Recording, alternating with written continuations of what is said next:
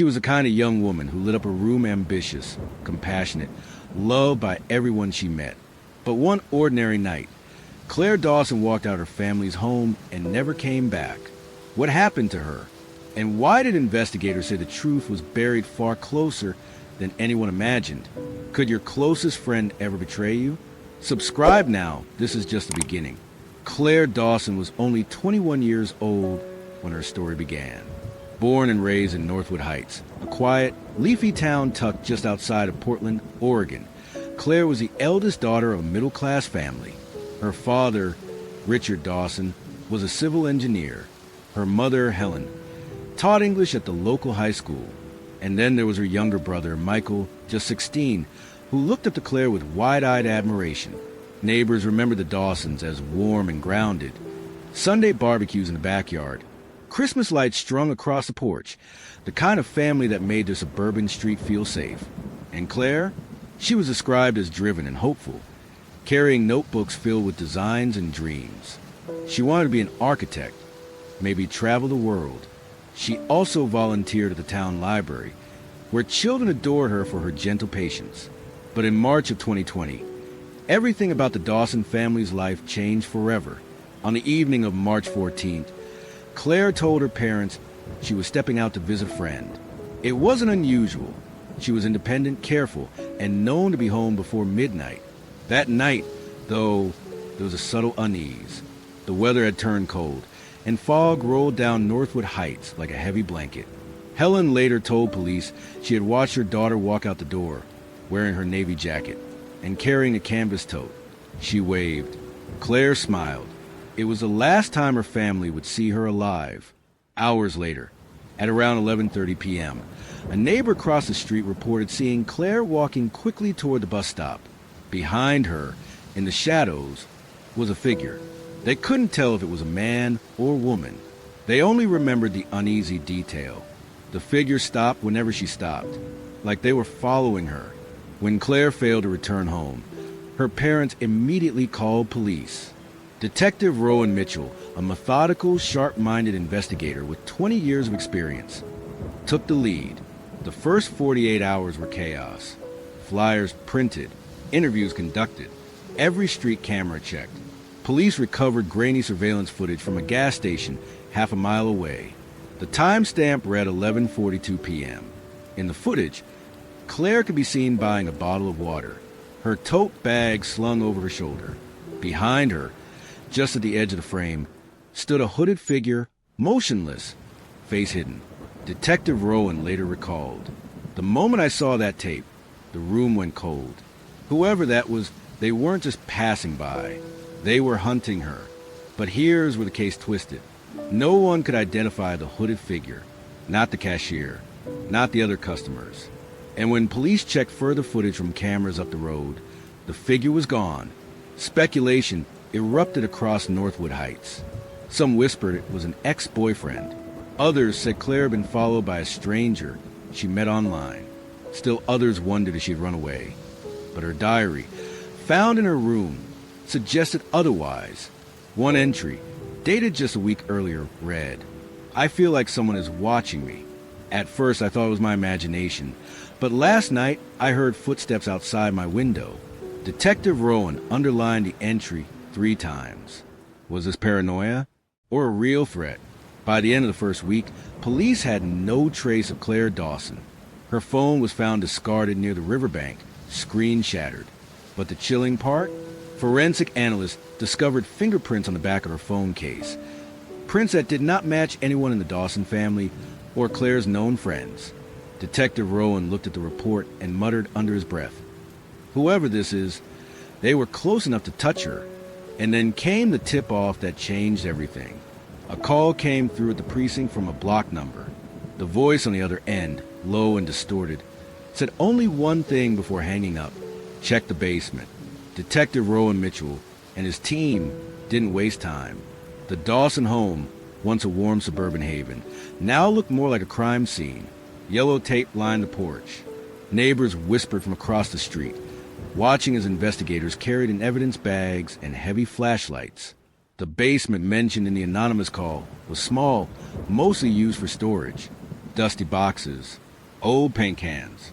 A washing machine humming softly in the corner. At first glance, there was nothing, but when Detective Rowan swept his flashlight across the far wall, he noticed something odd. A patch of plaster slightly newer than the rest, a rectangle about the size of a door. He pressed it. Hollow. Forensics were called. Within hours, they had chipped away enough plaster to reveal what looked like a concealed crawl space. And inside, scraps of fabric, a woman's scarf, and a single white sneaker, size 7, Claire's size. With that discovery, suspicion no longer lingered on strangers. It turned inward. The Dawsons, once admired, were suddenly the center of scrutiny. Richard Dawson, the father, stoic, practical, was questioned first. Investigators asked if he knew about the concealed wall. He denied it, saying the basement had been finished long before they moved in. But neighbors recalled seeing him in the basement late at night in recent weeks. Helen, the mother, insisted Claire was her best friend. But diary excerpts revealed a tension between them. Claire had written, "Sometimes I feel like Mom doesn't hear me. She's so wrapped up in her students that she forgets I'm one too." Michael, the younger brother, seemed devastated. But when detectives checked his phone, they found texts to a friend about the man outside Claire's window weeks before she vanished. The question now was unavoidable. Was the danger really outside the Dawson home, or inside it? News of Claire's disappearance spread like wildfire. Churches held vigils. Flyers plastered every telephone pole. But whispers in Northwood Heights grew louder. One neighbor told reporters, "It's always the ones who look perfect. Always the families you never suspect." Another said she had once seen Claire cry on the front porch late at night, her mother's raised voice echoing faintly inside. The Dawson family's perfect image was cracking, and the town was watching. But just as suspicion tightened around the family, the investigation widened again. Police uncovered Claire's secret online activity. On a forum dedicated to architecture, she had been messaging someone under the username Atlas27. At first, the messages were innocent. Discussions about travel, design, dreams. But soon, they turned darker. Atlas27 wrote, "Your family doesn't understand you like I do. Meet me. I'll make you feel free." The IP address traced back to a neighboring town. When police followed it, the lead collapsed. It belonged to a public library computer. A dead end, or so it seemed. Detective Rowan later told colleagues, "I couldn't shake it. Whoever made that call about the basement, whoever Atlas27 was, they weren't random. They knew her. They knew this family. And they were playing with us." In the following days, detectives gathered disturbing new clues. Fingerprint match. The prints on Claire's phone belonged to a known offender in the system. Ethan Briggs, a former handyman who had once done repairs on the Dawson's house. Witness statement. A gas station attendant swore he saw Briggs loitering near the bus stop the night Claire vanished. Basement fibers. Forensic teams found strands of hair in the crawl space, consistent with Claire's DNA. It seemed clear. A stalker. A handyman with history. Case closed, right? Not so fast. When detectives stormed Briggs' apartment, they found him unconscious from an overdose. Scrawled across a note on his kitchen table. "It wasn't supposed to be me. Ask her brother." The revelation sent shockwaves through Northwood Heights. Why would a seasoned predator point fingers at a grieving 16-year-old? Was it a deflection or a dying man's confession? Detective Rowan stared at the note in silence. Behind him, Michael Dawson sat in the interview room, trembling. His eyes darted toward the observation mirror, as if he knew someone was watching. And then Michael whispered words that made Rowan's blood run cold. He wasn't lying. There's more in the basement. Detective Rowan Mitchell stood in the dim basement, flashlight beam cutting across the concrete floor. Michael's words echoed in his ears. There's more in the basement. At first, the crawl space had seemed like nothing but storage. Old toys, paint cans, the forgotten debris of family life. But deeper inside, beneath disturbed earth, Rowan's team uncovered a cloth bundle, damp and heavy with soil. Inside, Claire's torn journal. The pages were smeared with moisture, but one entry stood out, scrawled in hurried handwriting. He says, "If I tell anyone, I'll end up like the others. But who are the others? I think Michael knows. The room went silent. Rowan underlined the sentence in his notes 3 times. Who were the others? And why was Michael's name tied to them? The revelation rocked Northwood Heights. On one side, neighbors defended Michael. He's just a kid. He adored Claire. This is grief twisting everything. On the other, suspicion ran deep. Sometimes kids know more than they let on. Maybe he wasn't innocent. For the Dawsons, once the picture of suburban perfection, privacy vanished. Reporters camped outside the family home. Church vigils turned into whisper sessions. Every Dawson move was scrutinized. Helen, the mother, pleaded with cameras. Michael is not a monster. He's a child who lost a sister. Please stop painting him as something else. But Detective Rowan had learned long ago, in cases like these, what looks wholesome on the outside often hides fractures no one sees. By summer 2020, Michael Dawson stood trial, not for murder, but for obstruction of justice and withholding evidence. The prosecution presented chilling evidence. The crawl space discoveries. Ethan Briggs' note, scrawled before his overdose. It wasn't supposed to be me. Ask her brother. Text between Michael and a friend, warning about the man outside Claire's window. The defense countered. Michael was terrified, pressured into silence by his sister's pleas. He was a teenager caught in a nightmare. When Michael finally took the stand, the courtroom fell into a hush. He gripped the microphone, voice trembling. Claire told me about Atlas 27. She said he threatened her. Said if I told anyone, we'd both be dead. I didn't know what to do. I kept quiet because I thought I was protecting her. Gasps rippled across the courtroom. The judge leaned forward. And who did Claire say Atlas 27 was? Michael's eyes flicked toward the gallery, where his parents sat stiff and pale. He whispered. She never said, but I think she knew. In a breakthrough that shifted the entire case, digital forensics traced the Atlas 27 account. Contrary to the online predator theory, Atlas 27 wasn't some faceless stranger. The account had been accessed from inside the Dawson home. The IP logs match a device registered to Richard Dawson, the father, Detective Rowan later said in testimony. When the results came back, I felt sick. We'd been chasing shadows, when the real monster had been sitting at the family table all along. Confronted with the evidence, Richard's facade crumbled. In the interrogation room, under stark white lights, he broke down.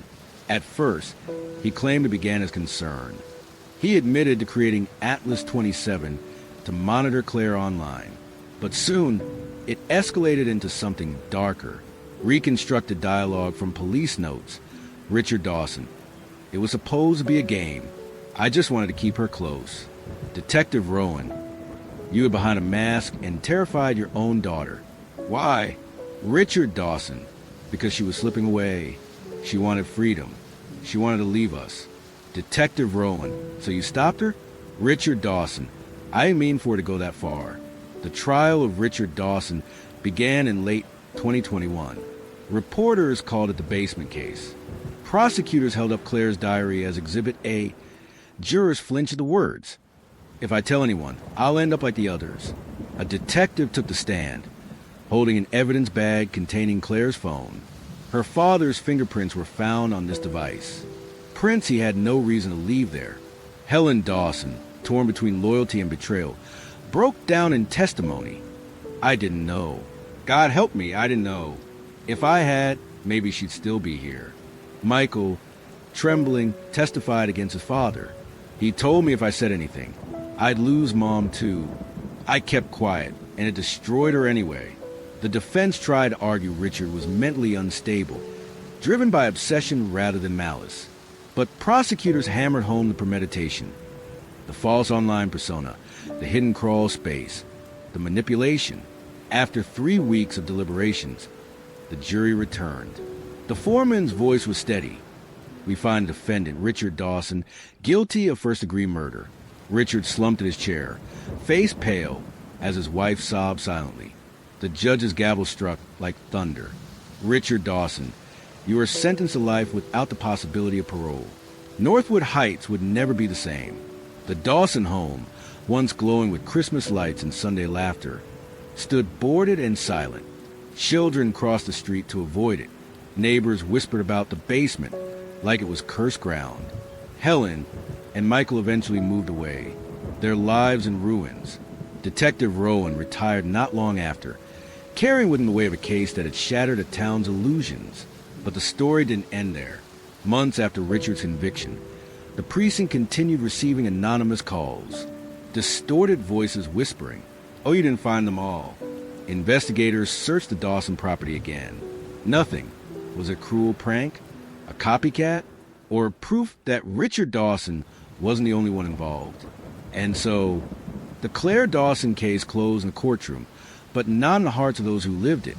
Because while Richard Dawson sits behind bars, the haunting words remain. You didn't find them all. Who made those calls?